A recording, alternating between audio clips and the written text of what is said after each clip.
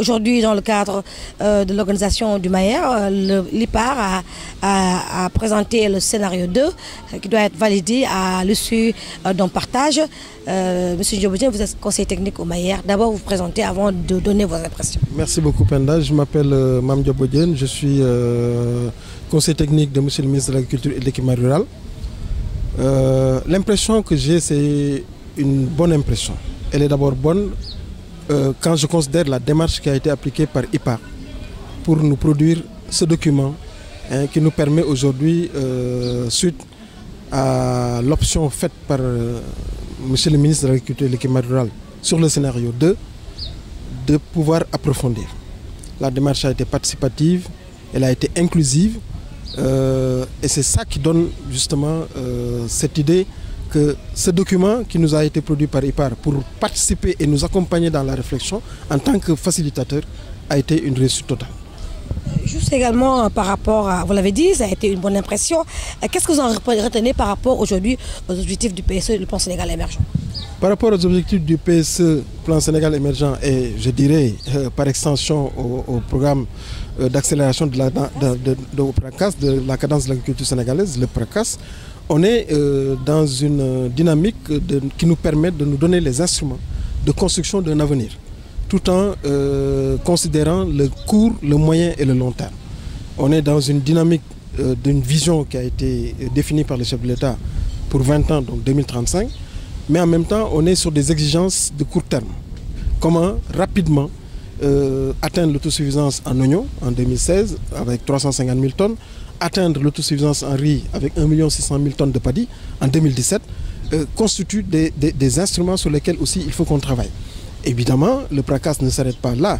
Il offre aussi une autre vision à long terme qui va accompagner au fur et à mesure le processus. Donc le document que nous avons nous permet d'avoir une meilleure flexibilité, donc de pouvoir travailler sur un scénario qui nous permet de nous projeter dans l'avenir.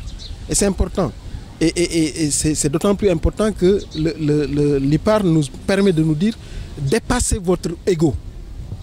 C'est important. Ne travaillez pas pour vous. Travaillez pour ceux qui vont arriver. Et essayons, avec ce qu'ils nous ont proposé, de construire quelque chose de stable, de maniable, mais aussi de durable. Ça veut dire qu'en 2035, on peut être dans une dynamique de faire des changements qui peuvent être des changements de profondeur, mais qui répondent à un certain nombre d'objectifs de politique. L'acte 3 de la décentralisation, la territorialisation des politiques publiques, c'est l'émergence. Comment est-ce que nous pouvons, avec l'agriculture, être sur le train de l'émergence, étant le secteur considéré comme un moteur de l'économie structurelle et de la croissance.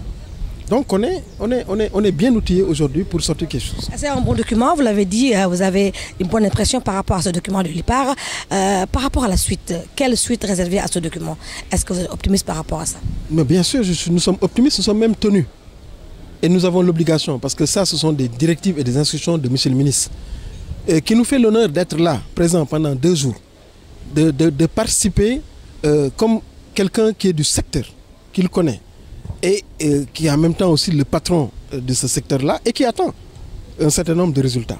Une note d'orientation en ce qui concerne la motivation, un rapport de présentation et un projet de décret qui nous permet de lui donner tous les instruments qu'il va pouvoir maintenant aller défendre. Et ça, nous sommes confiants, parce que nous connaissons, on aurait même pu, je le disais tout à l'heure, vous auriez pu aller le faire sans nous demander d'être là.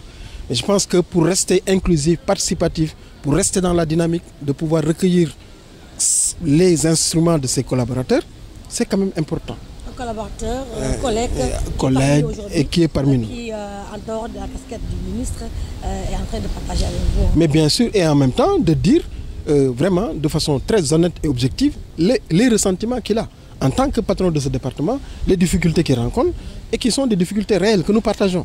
Et donc, il va falloir qu'on lui propose quelque chose d'extrêmement défendable. Et nous savons, il a le talent pour aller convaincre le Conseil des ministres. Merci pour le Conseil technique.